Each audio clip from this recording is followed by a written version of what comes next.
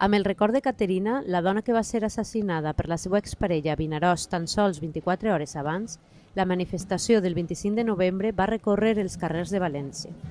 Una manifestació multitudinària que va mostrar el rebuig de la societat valenciana a la violència que s'exerceix contra les dones i que va demanar una societat més igualitària. Des d'Intersindical Valenciana eixim al carrer una vegada més per denunciar el tema de la violència de gènere, no sols per el tema de les dones assassinades, sinó també per tota la violència invisible que existeix en el nostre sistema. El patriarcat el que està fent és que s'abuse i s'explota les dones i la manifestació més extrema són totes les violències que exercim els homes sobre les dones. Les dones tenim més dificultat per accedir a un lloc de treball. Quan treballem, cobrem menys, ens fa por anar al carrer soles.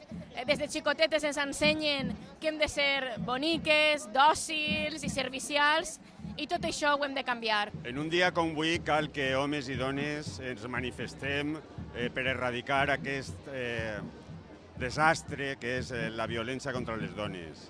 Acabem de signar un pacte contra la violència masclista i de gènere al País Valencià.